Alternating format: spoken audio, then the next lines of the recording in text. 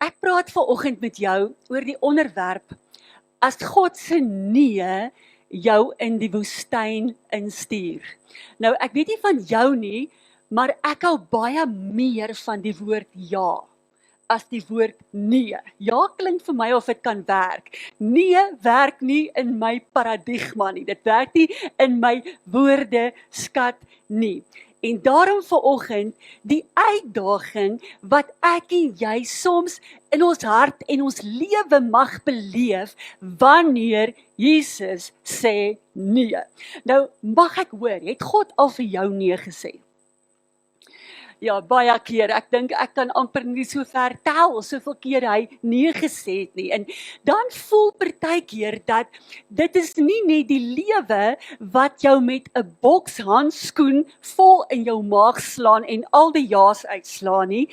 Dan kom Jesus ook deur sy woord of deur 'n profeet of deur iemand en hy sê vir jou nee, en dit is moeilik om die nee te aanvaar. Weet jy van jou nie?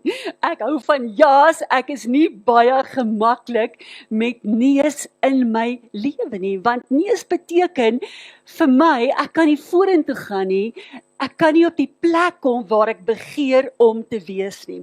Dis baie makliker om die Here te vertrou wanneer hy ja sê, as wanneer hy nee sê. Want wanneer hy nee sê, beteken dit, maak nie saak wat ek of jy gaan doen nie, dit sal nie so vir ons uitwerk nie. Nou ek lees hierdie week, trusting God when all hell break loose. Kan jy sê vanoggend dat werklik ergens in jou lewe het die hel oor jou kop losgekom en dit voel vir jou jy's op 'n donker, uitdagende plek en alles in jou lewe is net 'n nee. Jy loop jou in die een muur na die ander muur vas. Jy sien en beleef nie noodwendig die deurbrake wat jy begeer het of in geglo het nie. Kan ons sê dis baie makliker om geloof te hê in God se plan as hy ja sê. Dis baie moeilik om steeds geloof te hê wanneer God nee sê. En dalk bid jy al vir so lank in jou lewe vir ja's. En God sê aan mekaar nee, of die lewe slaan die een deur na die ander deur in jou gesig toe. Nou, dis moeilik as iemand sê nee en jy begeer graag iets. Nou, ek weet nie van julle nie, my man sê daar's nie so duur paar skoene in die hele wêreld nie, maar ek het eendag by 'n butiek ingestap om te kyk na hierdie duur skoene en ek kon nie 'n paar skoene onder R5,000 sien nie. So my man sê hy dink nie dis moontlik dat mens skoene kan kry wat so duur kos nie. Nou, imagine jy koop daai skoene, maar jy weet dit was 'n nee. Maar jy begeer daai R5,000 skoene, of jy begeer daai motor, jy begeer daai erf, jy begeer daai huis. En God het duidelik vir jou gesê nee, gaan jy die een storm na die ander storm beleef. En ons het mos die gewoonte dat wanneer goed nie uitdraai in ons lewe soos dit moet nie, draai ons terug na God en God kry die skuld vir die plek waar ons is. Maar eintlik het God vir ons nee gesê voor ons dit gekoop het, voordat ons in hierdie verhouding aangegaan het, voordat ons die keuses in ons lewe gemaak het, en nou sit ons op 'n donker plek, ons is kwaad vir God, ons is kwaad vir die kerk, ons is kwaad vir Christene gelowiges, ons kwit alles, ons stap weg, en eintlik het niemand anders die skuld voor sy deur behalwe ek en jy nie, want ons het ja gesê toe God nee gesê. So kan ons sê, dis belangrik om God te erken. Dis belangrik om God se ja te erken in elke faset van ons lewe. Nou, ons verstaan nie wanneer God nee sê nie. Weet nie van jou nie. Vandag as ek terugkyk as volwassene na my kinderjare, het my pa baie nee gesê. My baie nee gesê. My maat baie nee gesê. My onderwyser het nee gesê. Die lewe het 'n klomp nees na my kant toe gegooi my lewe lank. En wat maak jy met daai nee? Ons verstaan dit nie. Ons verstaan nie hoekom die regte deure nie oopgaan nie. Ons verstaan nie hoekom ons nie finansiëel geseën en geblessed is nie. Ons verstaan nie hoekom God so stil is en hy nie met ons praat nie. En wanneer ons by hom gaan sit en ons vra of dit 'n ja of 'n nee is, dan bly hy soms stil. En dan is dit amper asof die Here vir jou wil sê, maar jy weet mos wat is die regte ding om te doen. Hoekom vra jy my? Jy sien, dis hoekom God sy Heilige Gees gegee het.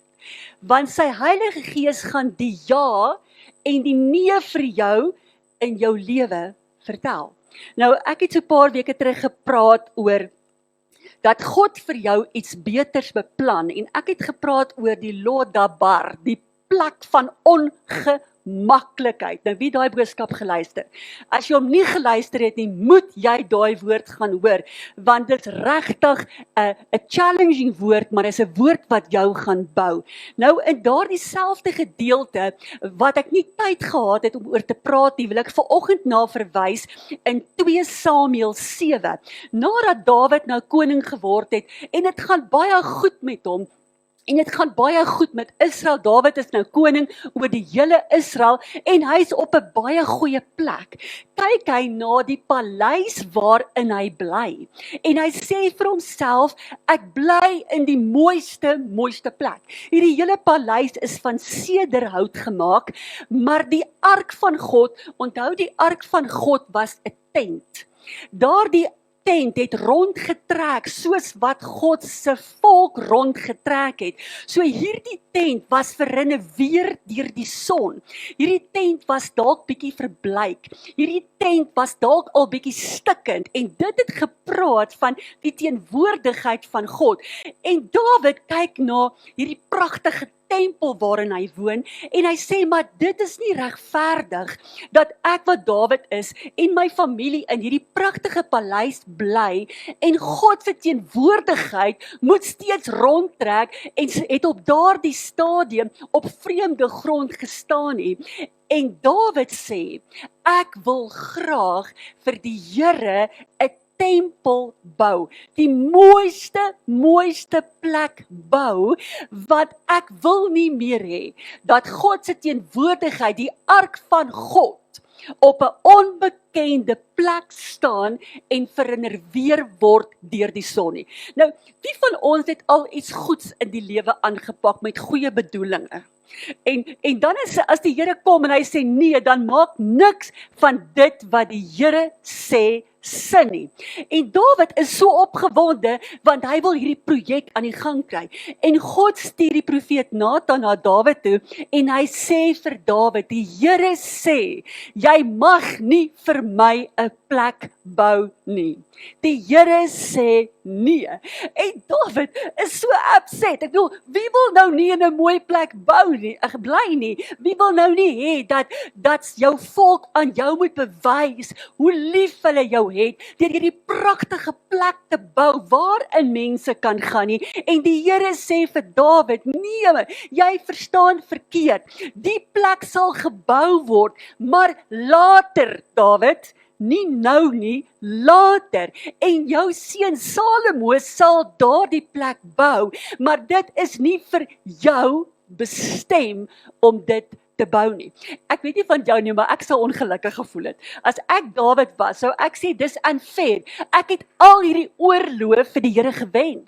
Ek het al die vyande van God verslaan. Ek het Israel op 'n goeie plek gebring. Hoekom het ek nie die reg om 'n tempel, 'n baie spesiale plek vir God se teenwoordigheid te bou nie? En die Here sê nee. Dis daai goed bedoelings waarvan ek vanoggend praat nie. Jy bedoel goed, jy sien dit kan tot voordeel van die kerk wees, jou gesin wees, jou besigheid wees, maar in dieselfde asem hoor jy dat God sê nee. God sê nee. Nou, ek dink Dawid het baie moeilik die nee verstaan. Jy sien, eintlik het God vir Dawid gesê, ek gaan jou vat en ek gaan jou plant op 'n plek waar jou lewe die teenwoordigheid van God gaan simboliseer. En dit het niks te doen met 'n plek nie. Dit het niks te doen met 'n plek nie. Dit het alles te doen met dit wat in jou hart is. Jou hart en jou lewe is daardie plek.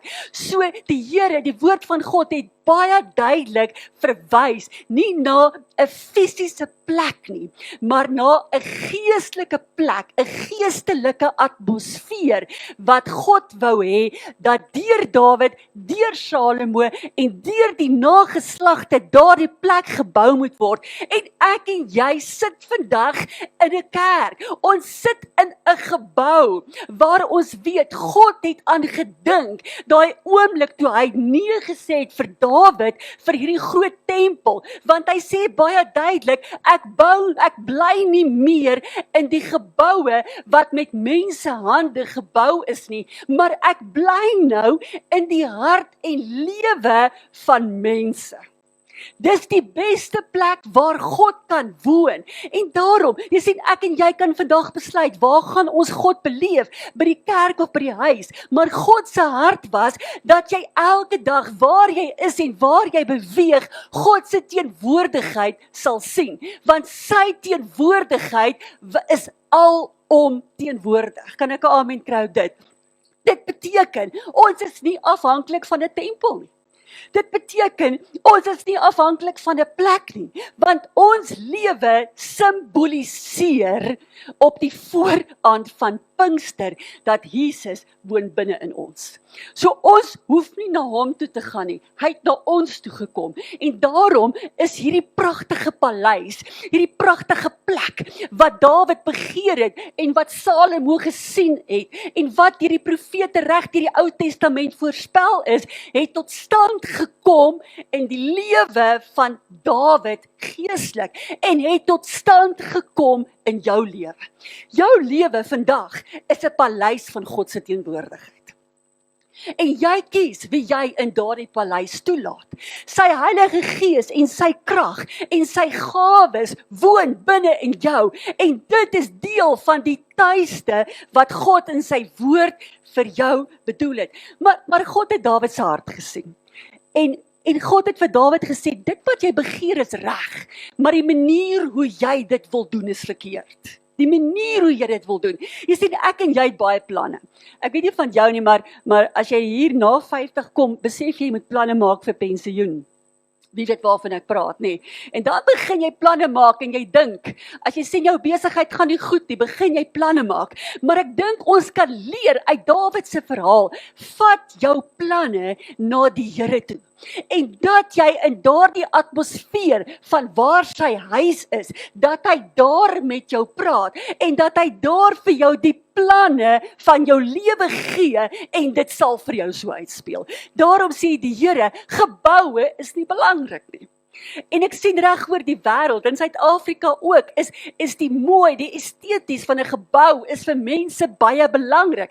Mense wil kerk toe kom, en hulle wil in sagte banke, sagte stoele sit, sagte matte loop, en die aircon moet reg wees, nie te warm nie, nie te koud nie, en die koffie mag nie friskou wees nie, of riek koffie nie, kry mens nog friskou koffie? Riek koffie nie, okay, mens kry dit nog nie. Dit moet net die beste wees, anders is die kerk nie vir my nie. Hoor mooi, God stel nie belang in die koffie nie. God stel nie belang in die sitplek en die mat en die atmosfeer nie. God stel belang dat jy en ek oop is, en dat die kerk oop is vir sy Heilige Gees krag en sy werking. So aan die vooraand van Pinkster wil ek vanoggend vir jou vra, dat jy met opgewondenheid opnuut na jou lewe gaan kyk, want God wil in Pinkstertyd jou paleis, hy wil jou huis omkeer, en hy wil vernuwing bring, en hy wil in jou huis die beste kosbare artikels inbring, en ek praat van geestelike goed in hierdie tyd, wat jy tot dusver nie van gesien het, of van gehoor het nie.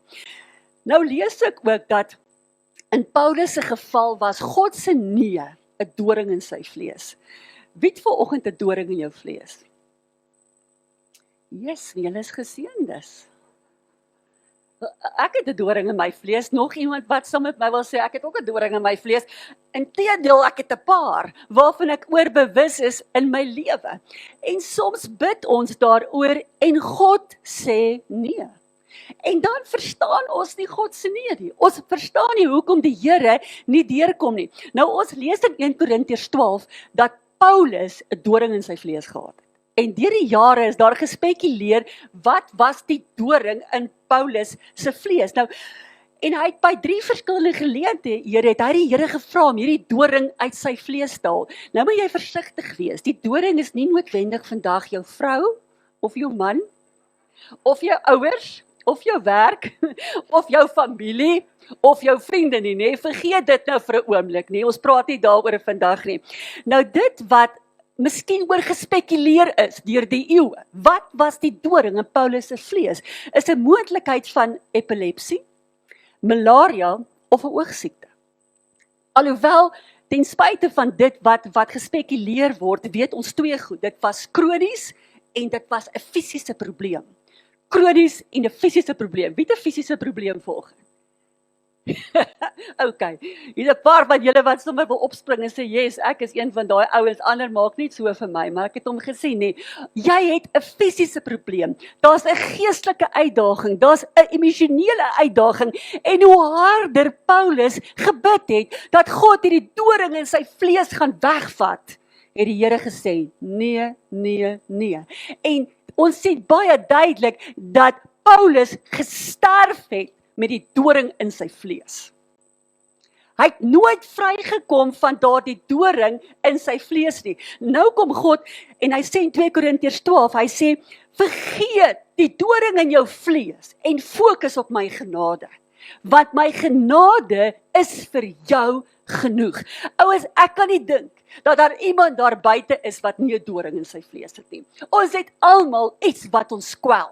Daar's iets wat in jou skoen druk, daar's iets onder jou voet, daar's iets in jou oor, daar's iets in jou kop, daar's iets in jou lyf, maar ons het almal iets wat ons pla, en wat ons weghou, en skeiding bring tussen ons en God.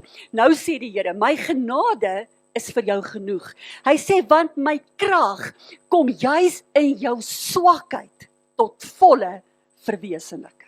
So eintlik, wanneer ons swak is ons sterk. En wanneer ons dink ons is sterk, is ons eintlik swak. Want ons maak staat op ons eie krag, ons eie vermoëns, en nie die krag van die Here nie. Nou sê Paulus, daarom sal ek eerder oor my swakhede spog.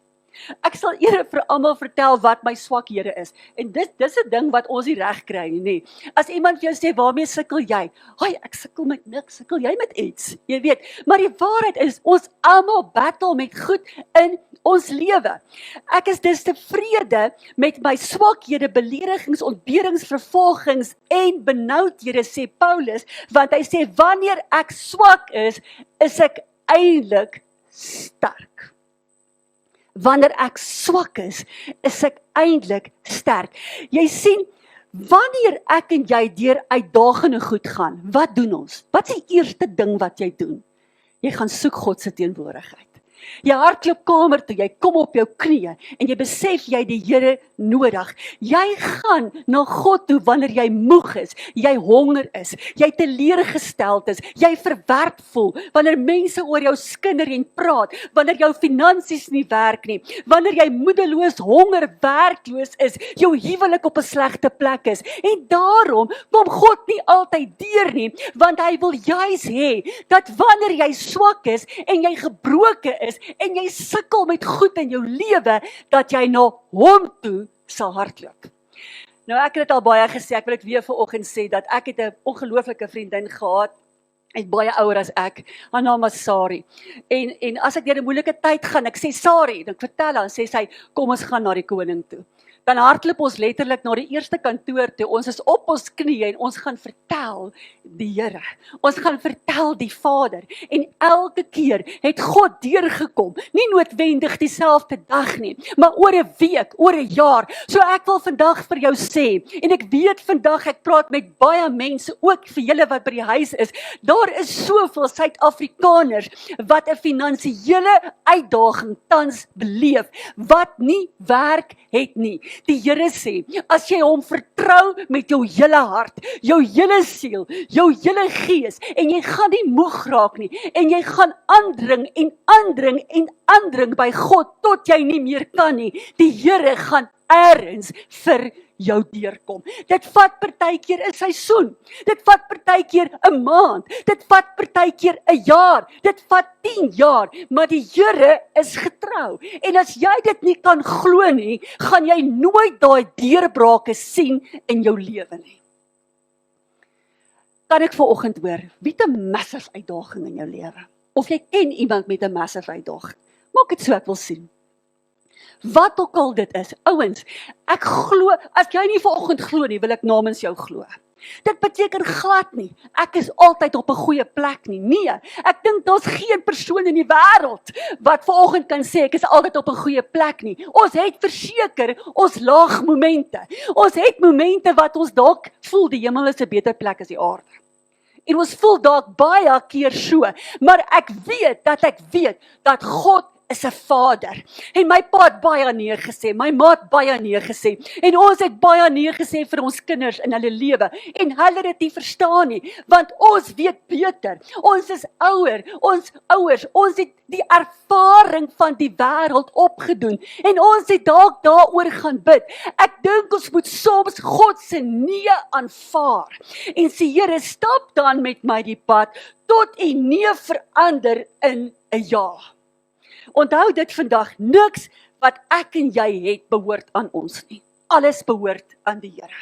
En om versoek te word en deur moeilike tye te gaan, lees ons van Genesis tot Openbaring, maar lees hierdie skrif in Deuteronomium 8 vers 2. And you shall remember always all the ways which the Lord your God has led you these 40 years in the wilderness, so that He might humble you and test you to know what was in your heart, mind, whether you would keep His commandments or not. So die Here sê, onthou, vir 40 jaar het ek jou gedra. Of jy my gebod, of jy my wet gehoorsaam het, of nie gehoorsaam het nie, ek het jou gedra. Ek het jou gedra. Ons is 5 kinders, ek het dit al gesê. En ek het myself al baie jammer gekry, dit het jy ook gehoor, omdat ek die jongste van 5 was. Die waarheid is, al ons 5 kinders het ons eie storms en goed in ons lewe beleef, maar altyd het God ons gebring op die beste moontlike plek. En ek wil hierdie skrif vir jou lees, in Romeine 8 vers 26, en dis die skrif vir vandag. Meanwhile, the moment we get tired in the waiting, wie is moeg om vir God te wag? Ek is nie 'n baie geduldige mens nie. My familie sal dit vir jou sê. As ek iets wou hê, as ek 'n muur geverf wil hê, dan moes hy gister klaar geverf gewees het. En as Hannes hom nie wil verf nie, verf ek die muur vir hom. Meanwhile, the moment we get tired in the waiting, God's Spirit is right alongside, helping us along. Nou, sê gou saam met my die volgende gedeelte, kliphard. If we don't know how or what to pray, it doesn't matter. He does our praying in and for us, making prayer out of our wordless sighs, our aching groans. He knows us far better than we know ourselves and keep us present before God. That's why we can be so sure that every detail in our lives of love for God is worked into something good. Nou, iemand het eendag gesê, die mees eerlikste gebed, en ek het dit al gesê, wat iemand ooit gebid het, was om voor God te gaan sit en te sug. Partykeer is dit wat jy beleef in jou gees en jou hart so groot. Jy's so overwhelmed met God se nee. Jy's so oorweldig met die wêreld wat jou links en regs voeter en jou hele lewe vir jou opvoeter, voel dit amper, dat jy vra, waar is God? Maar die belofte wat hy vandag vir jou sê, dat ek loop nie agter jou nie, ek loop nie voor jou nie, ek loop langs jou en ek loop met jou. En wat ook al in jou lewe gebeur, jy kan op my staat maak en op die regte oomblik, die perfekte oomblik, sal God vir jou deurkom. Hy gaan vir jou deurkom. Ek onthou in ons eie huis was daar 'n 3 maande periode van werkloosheid gewees. Dit was 'n uitdagende plek. En ons het gebid en ons het die Here vertrou. En ons as gesin, ek en Hannes in die besonder het die CV op die vloer gesit en ons het bo op die CV gaan klim. En ons het lewe oor daai CV gespreek. Ons het met die woord van God letterlik onder ons kopkussing geslaap en God het deurgekom. Ons moet toelaat dat die woord van God in ons lewe manifesteer. En al hoe hy gaan manifesteer, is wanneer jy dit gaan lees, dit joune maak, dit glo en dit opeet, dan gaan jy God se deurbrake in jou lewe sien. 1 Korintiërs 10:13. He will always also provide the way out, the means of escape to a landing place, that you may be capable and strong and powerful. Lees hy laaste stuk saam. That you may be capable and strong and powerful. Hy gaan jou môre op 'n beter plek hê as wat jy vandag was. Hy gaan jou oor 'n week op 'n beter plek hê. Kan ek net regtig 'n ordentlike amen kry dat jy dit glo?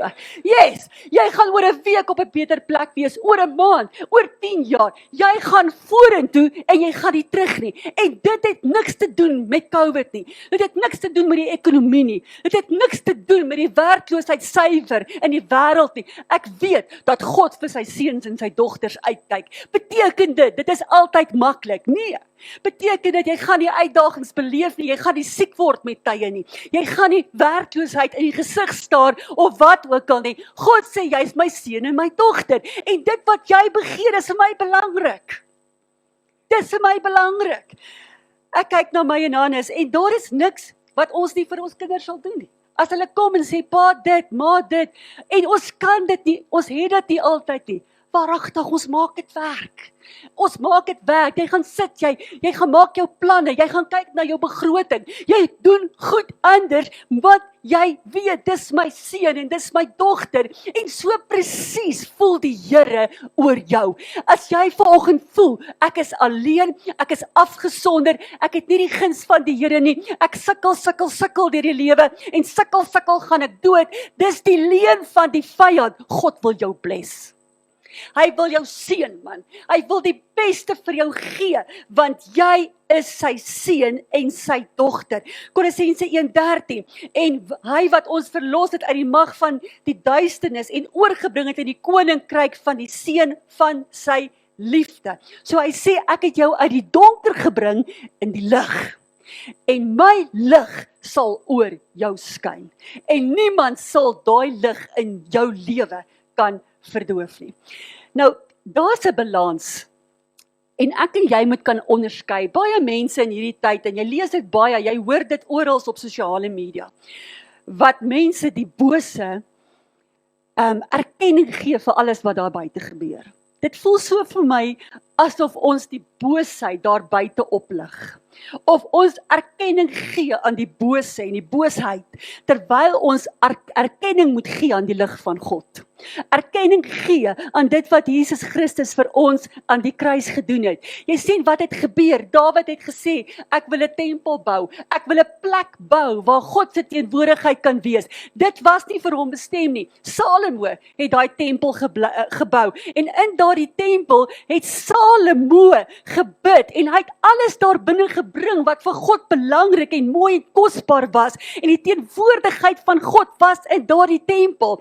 Maar nie een van hulle het verstaan dat Jesus eintlik verwys het na 'n ewige tuiste, die nuwe Jerusalem waarheen ek en jy gaan wanneer God sy seuns en sy dogters gaan kom haal nie. So toe Jesus praat van daar moet vir my 'n huis gebou word, het hy verwys na die ewigheid.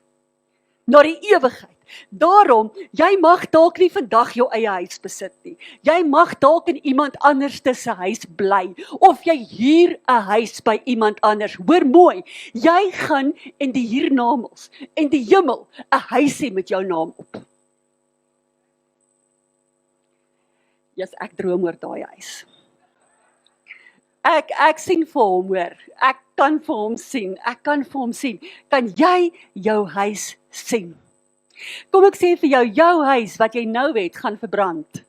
Jou huis wat jy nou het, gaan verrenoveer deur die weer en die lewe en alles wat daarmee gepaard gaan. Of die huis wat jy huur. Maar daar's 'n huis.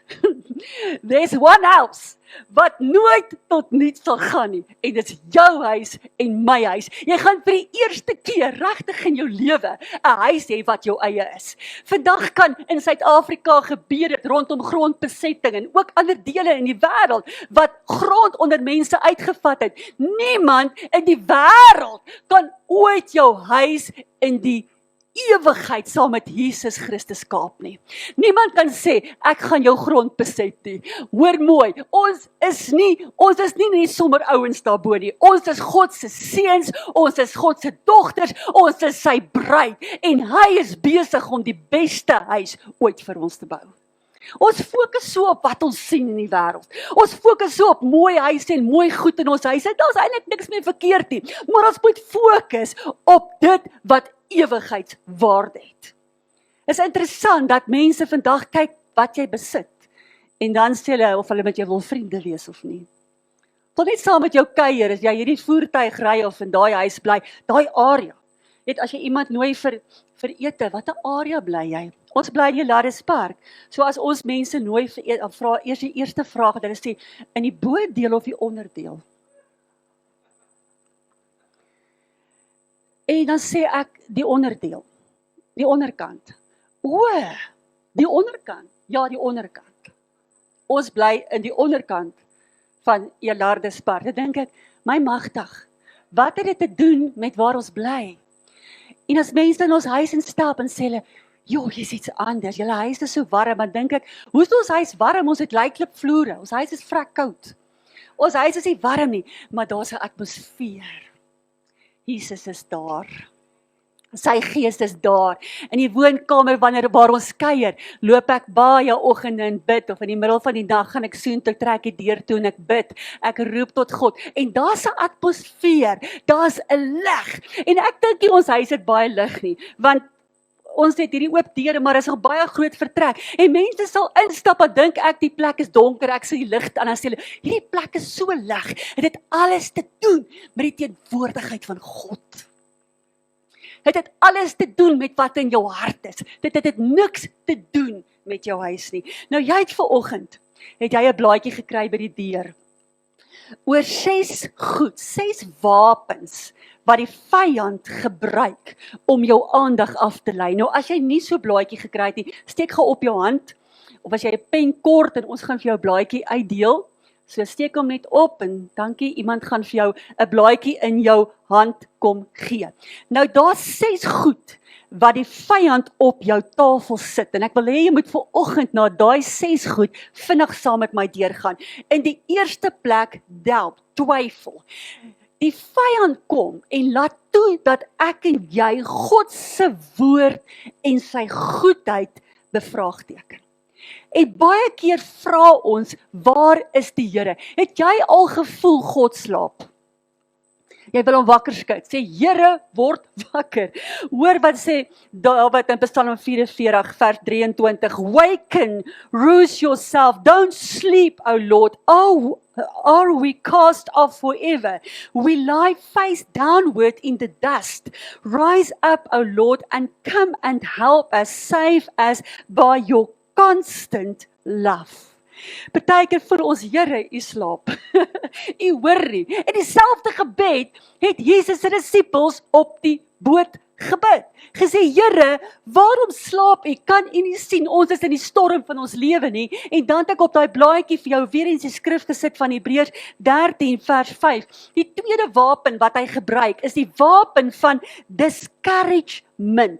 Jy's negatief, jy's te neergedruk, en jou fokus is so op jou probleem, op jou uitdaging, dat jou fokus nie op God is nie. Die derde wapen is die wapen van diversion. Dit laat die dinge daar buite baie aantreklik lyk, sodat jy dit meer sal begeer as die wêreld. Kan ons sê, dis moeilik om nie na 'n ou met 'n baie mooi kar of 'n baie mooi huis te kyk en te sê, "Sjoe, dit sal lekker wees om daar te bly nie." Wie is nou eerlik genoeg om te sê dit is so, nê? Dis dan lekker, nê? Jy kyk na dit, jy kyk na hierdie huisie by die see wat so oor, ek kyk op 'n hele oseaan, nê? Dan dink jy, dit is so wonderlik. En die vyand sê vir jou, dis nooit vir jou bestem nie. Hy sê, en hy vat dit en hy gooi dit na sy kant toe en hy sê vir jou, wel, God het jou nie lief nie. Hy's nie daar vir jou nie. Hy gaan nooit vir jou gee dit wat jy begeer nie. En die aandag gaan weg van God af en word op dit wat ons besit geplaas. En op dit wat ons nie het nie. Nou daar's 'n mooi definisie van die woord diversion. Something that distracts the mind and relaxes or entertains. Dit wat die aandag van God af wegvat en op verkeerde goed plaas. Hy sê op 'n ander plek, a maneuver that draws the attention of an opponent away from a planned point of action, especially as part of military strategy. Nou Hannes sal sê, en julle wat in die weermag sal sê is, die maklikste manier om jou vyand te verslaan, is om sy aandag af te trek. Jy sien, baie keer, en hulle het dit gedoen op die oorlogsveld, hulle sal 'n klein groepie stuur van een kant af, om hierdie hele groep soldate te mislei of aandag weg te vat. En dan kom hulle van die ander kant af, waar jy nie gesien het, die vyand vandaan kom nie, en hy kom en hy wis daardie al die troepe uit. En dit gebeur in ons geestelike lewe ook. Die vyand kom, hy sit goed in ons lewe, moment in ons lewe. Uitdagings in ons lewe. Ons is so gefokus op dit, dat ons fokus nie meer op die Here het nie, en sy goedheid, en dit wat hy vir jou in hierdie tyd wil bied nie. Hoor wat sê Johannes 8 vers 44, hy praat hier van die duiwel, hy was 'n mensemoordenaar, en hy staan nie in verhouding met die waarheid nie, omdat die waarheid nie in verhouding met hom staan nie. Wanneer hy ook al leuns verkoop, praat hy volgens sy innerlike oortuigings, omdat hy 'n leienaar en ook die vader daarvan is. Daarom moet jy vanoggend weet, dat leuns word uit die hart van die vyand gebore. Leuns is direk van die duiwel af. En wanneer ek en jy 'n leuen vertel, wanneer ek en jy nie die waarheid praat nie, sê die woord, is die lig van Christus nie sigbaar in ons lewe nie. En partykeer voel ons, Jesus, hoe gaan ons uit hierdie situasie uitkom? Ons is in die moeilikheid, en dan dink ons kan 'n wit leentjie vertel, want dit gaan ons veilig aan die ander kant bring. Maar hoor mooi, elke wit leuen gaan jou roof van God se teenwoordigheid. Gaan jou roof van God se blessing. God seën waar waarheid is. God seën waar integriteit is. God seën waar sy anointing is. God seën waar waarheid is. In die vierde plek, die wapen van defeat. Ek weet nie van jou nie, partykeer voel ons almal soos 'n mislukking. Dit voel vir ons het alles probeer in die lewe. Ons het so hard gewerk. Nou is ons hier en ons is nog steeds nie waar ons wil wees nie. Jy kyk na jou lewe, jy kyk na jou gesin, jou familie, jou werksplek, jou besigheid, en jy voel jy's geroof. Jy voel jy's nie daar nie. Jy voel verslaan en jy weet nie hoe om op te staan nie. Die Here gee die belofte, Psalm 145:14. Die Here help almal wat geval het, en die wat swaar kry, tel hy op. God gives a hand to those down on their luck, gives a fresh start to those ready to quit. Ek weet nie van jou nie, maar ek hou van 'n nuwe begin. Ek hou van die reuk van nuwe verf. Ek hou van die reuk van 'n nuwe meubelstuk wat geolie is. Ek hou van iets wat lekker ruik. Nou sê hy sê God gee 'n nuwe begin. Hy gee 'n nuwe reuk. Hy gee 'n nuwe moment vir elkeen van ons wat vandag plat teen die vloer is en jy weet nie hoe om op te staan nie. Ek is mal oor hierdie skrif. Hy sê, God gives a hand to those down on their luck, gives a fresh start to those ready to quit. Wie het al gevoel jy wil quit? Ek gaan die lewe quit. Hey, kom ons probeer weer. Eerlik, waarheid, nee, waarheid, kom ons probeer. Wie het al gevoel jy wil quit? Jy quit jou huwelik, daai moet jy maar plat hou, nee. Jy quit jou huwelik, jou finansies, jou gesin, jy quit 'n klomp goed in jou lewe. Die Here wil nie hê jy moet quit nie. Dis nie God se plan nie. Jy sien, dit is nie hoeveel keer jy geval het wat saak maak nie. Dis hoeveel keer jy opstaan. Elke keer wanneer jy opstaan, dan sê jy, ek triomfeer. Ek is 'n beter mens as wat ek gister was. Die 5de wapen wat hy gebruik, om te keer dat ek en jy nie God se goedheid kan sê nie. Onthou ons praat vanoggend oor God se ja. Oor God se ja, is delay. Hy help jou om dinge uit te stel, sodat jy nooit daarby uitkom nie. Hy sal vir jou sê, daar's geen haas nie. Moenie worry nie. Jy kan dit môre doen, oor 'n week, oor 'n jaar. Moenie bekommerd wees oor die verslawing in jou lewe nie. Moenie bekommerd wees oor jou tekorte nie. Moenie bekommerd wees oor jou pensioen nie. Natuurlik moet jy bekommerd wees oor jou pensioen. Natuurlik moet jy droom oor jou pensioen. Natuurlik moet jy selfstandig en verantwoordelik wees oor jou toekoms. Maar dit mag nie jou fokus wees nie. Jou fokus is God en sy goedheid. Jy doen wat jy kan doen met dit wat God in jou hand vir jou gegee het en hy sal die res vir jou gee. Dis hoe die Here werk. Kan ek 'n amen kry? Hy gee iets in jou hand en hy kyk wat jy daarmee doen. Hy bless jou met dit. En dit getuig van die goedheid van die Here. OK, dis die lei. En dan die laaste punt, darkness. Hy verblind jou oë wat verkeerd is in jou lewe, sodat jy nie die gevaartekens van die vyand kan sien nie. Don't let your doubt sabotage your actions. Moenie dat jou ongeloof, jou pyn, jou nood, jou teleurstelling beïnvloed wat jy kies nie. En wat jy glo God oor jou lewe sê nie. Het jy geweet, God het net goeie goed oor jou te sê. God het net goeie goed oor jou te sê. Ek onthou die dag toe ons kinders in die kleuterskool inskryf. Is die eerste vraag wat die juffrou sal vra, is hulle soet? En wat dink jy was my antwoord? Baie soet. En Hannes sal met so skewe smaal staan en sê, die Here help haar.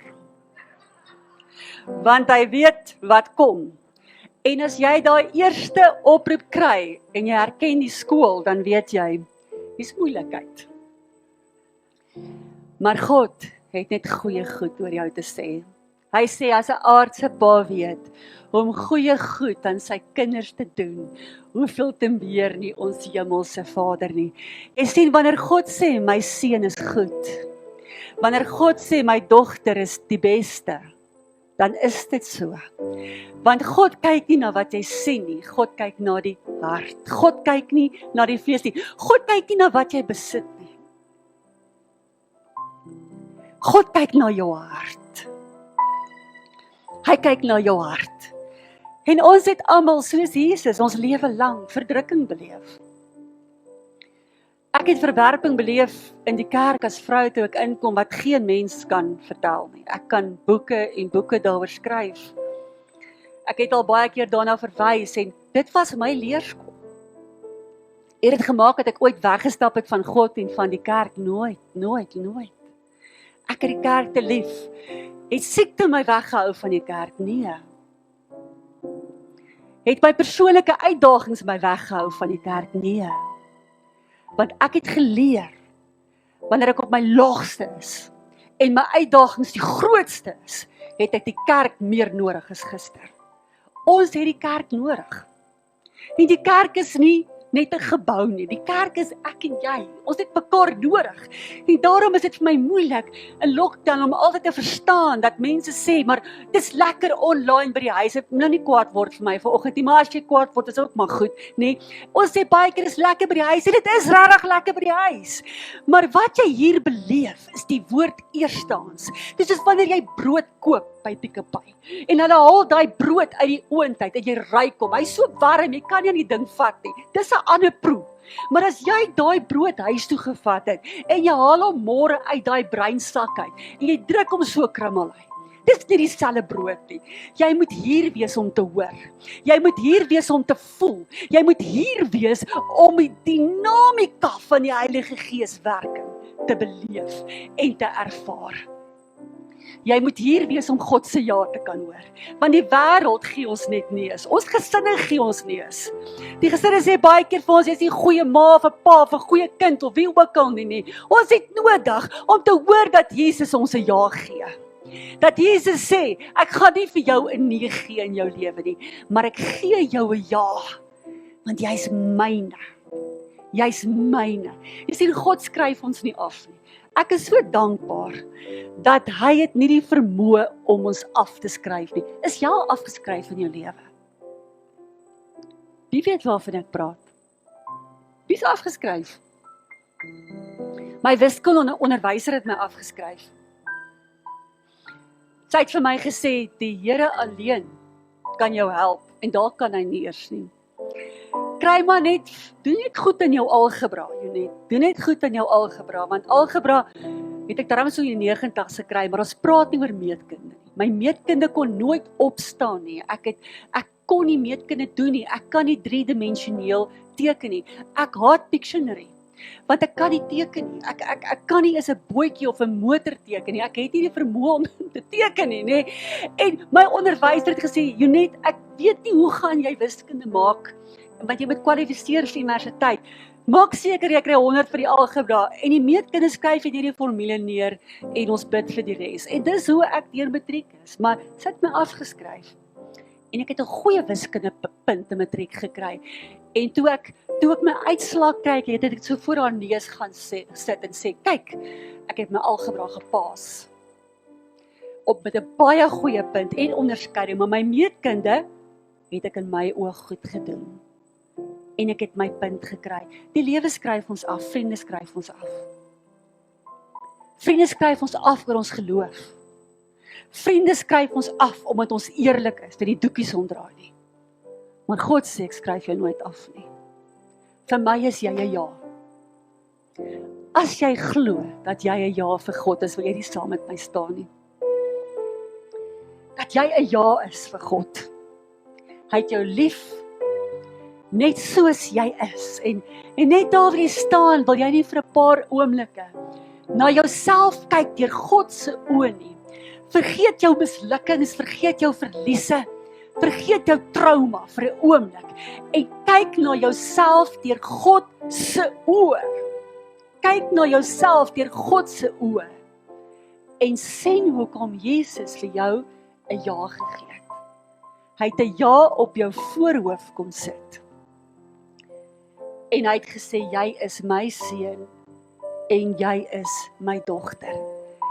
En alhoewel jy voel dat God se ja jou in die woestyn instuur, het God geweet, wanneer jy daar gaan uitskom, gaan jy sterker wees as ooit tevore. En dis moeilik, Susan. Is moeilik om te hoor, daar wag vir jou 'n woestyn. Maar jy kan kies of dit 'n woestyn gaan wees, of 'n oase. Jy het die vermoë om van jou woestyn 'n oase te maak, as Jesus op jou bladsy is. As jy sy ja gaan glo.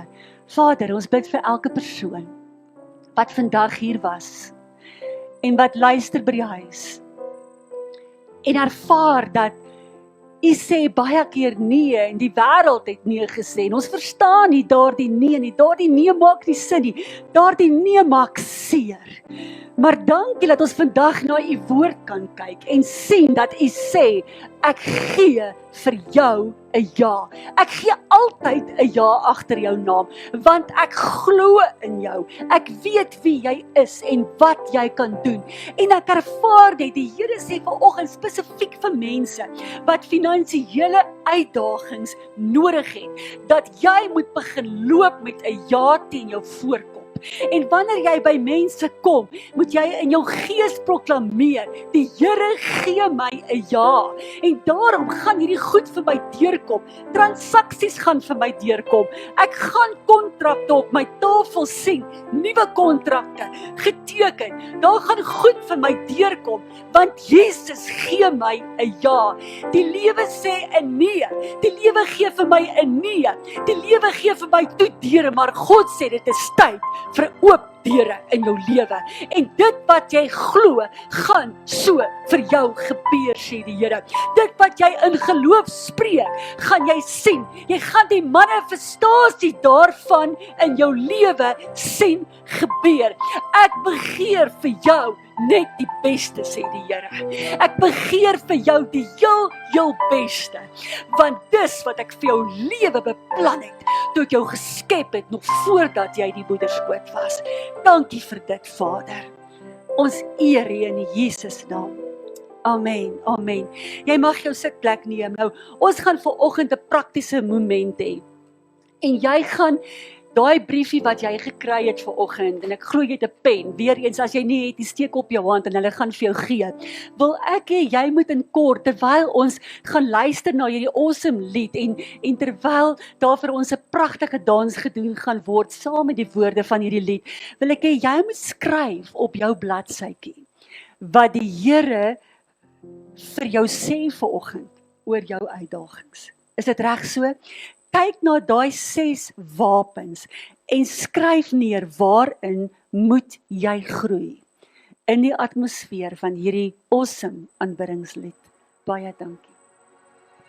I wait for you now, like the desert waits for the rain, like a child at the end of the day.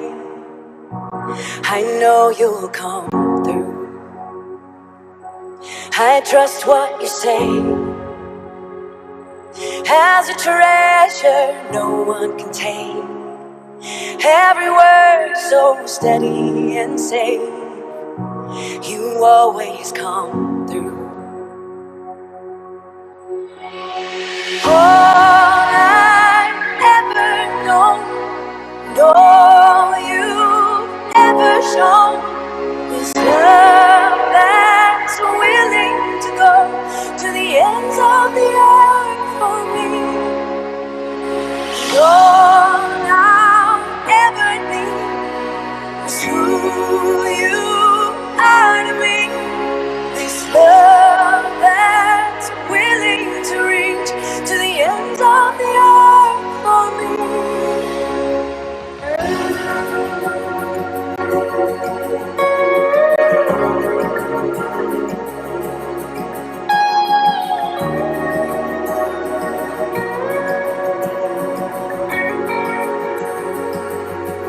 I cling to a hope, and I hold it deep in my chest. I sing till there's nothing left. You'll always come through. Yes, you do. You'll always come through. You'll always come through.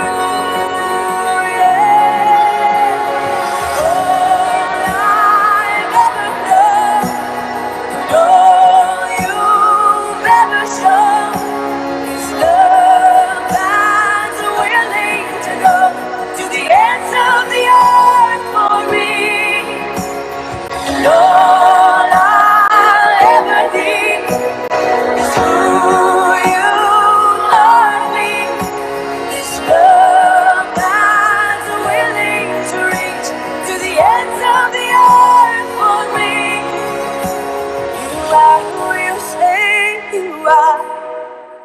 You do what you say you will do. So my heart will trust your heart. I know you'll come through. You are who you say you are. You do what you say you will do. So my heart will trust your heart. I know you'll come through. I know you'll come through. I know you'll come through. Never know. Oh, you never show. Love that's willing to go to the ends of the earth for me. All I'll ever need is who you are to me. It's love that's willing to reach to the ends of the earth for me.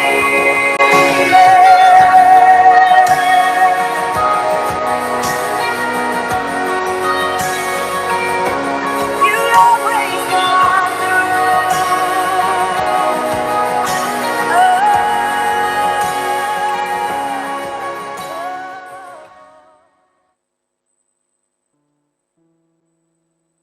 Hey, dankie dat jy daai dans geniet.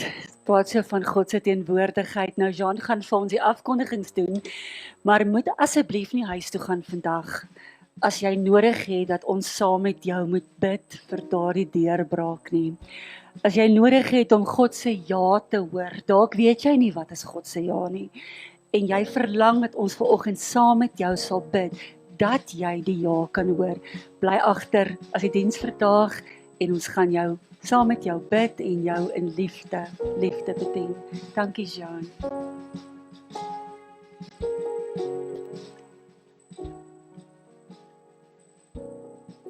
Ek het geweet dat ek nou gaan moet gesels oor tiendes en offergawes en ek het veral geluister daarna, wat kan ek sê vandag? En Jonet het iets so mooi gesê, alles behoort in elk geval aan die Here. Alles behoort in elk geval aan die Here. My volgende vraag was nou, as my geld en alles wat ek besit in elk geval behoort aan die Here, hoekom is dit belangrik om tiende te gee? Want die skrif praat van 'n tiende. Hoekom is dit belangrik om te gee vir ander mense wat in nood is? Hoekom spesifiek geld? En die Here breek dit net oop vir my om te sê, wel, dis die manier hoe ons vandag werk, as ons in 'n wêreld gelewe het waar ons mekaar moet betaal met lemoene en werk met lemoene. Dit gaan nie oor die papier nie, maar dit gaan oor die konsep om te gee, wat vir ons belangrik is. So, meeste van ons werk vir 'n salaris, of ons nou per geleentheid geld kry, of einde van die maand, jy werk hard en dan word jy beloon met geld. En dit behoort in elk geval in die Here. En die Here sê net vir my, maar John, dit gaan oor waar ook al jou skat is, daar sal natuurlik jou hart ook volg. God vra nie vandag vir net 'n stuk papier nie, 'n nommer op jou EFT nie. Nee, God vra vir jou hart. Sal jy bereid wees om op te offer, sodat jy my kan vertrou met die res? Ek dink dit is so 'n mooi konsep, ons gee eerste en dan leef ons met die res. Ons gee 10%, dan weet ons leef met God se seën met die 90%. Ek weet nie van jou nie, ek wil liewerste leef met 90% van my finansies, met God se seën op, as wat ek leef met 100% en daar's geen seën op nie. Ons gee vandag, ons gee elke dag, want dit gaan oor die hart, dit gaan oor dat ons het vir God wys, Here, ek sal enigiets vir U opoffer, en ongelukkig, soos wat ek gesê het, as ons met lemoene gewerk het, so die Here sê, gee daai lemoene op, gee daai eerste 10 lemoene op, maar nee, die Here sê, wat gaan in jou hart aan? Soos wat ons vandag gee wat die Here op jou hart plaas. Moenie kyk na ander mense wat hulle gee nie, nee, dit gaan nie oor hulle nie. Dit gaan oor jou hart wat jy vir God wil gee.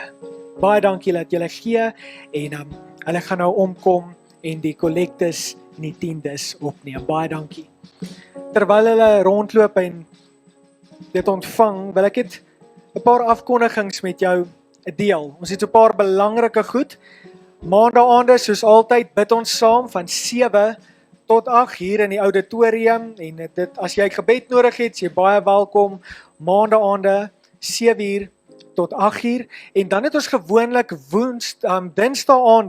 Dinsdae ons young adults, ons jong volwassene wat van die ouderdom van 18 tot 35 gaan, maar ons het nie hierdie week Dinsdag aand waar ons bymekaar kom nie, ons skuif dit na Woensdag aand toe, want ons het 'n gasspreker en sy naam is Gerard. Nou Gerard het so 'n paar maande terug al die manne kom bedien met 'n ongelooflike profetiese woord en bietjie waar hy net God se hart oopgebreek het. So Woensdag aand 6:30 vir almal van julle wat tussen die ouderdom is van 18 en 35, julle is so welkom en hy gaan gesels oor die profeties. Hoe kry ek hierdie profetiese woord vir iemand anderste en hoe ontvang ek daai profetiese woord sodat dit in vervulling in kan kom vir my lewe. So dis Woensdag aand. Dan het ons ook omgee groepe wat in die week plaasvind. As jy 'n behoefte het om nader aan mekaar te kan beweeg en in huise by mekaar kom gesels asseblief met ons na die tyd en ons sal net vir jou sê jy kan daai persoon of daai persoon gaan ontmoet, met hulle gesels sodat jy ook deel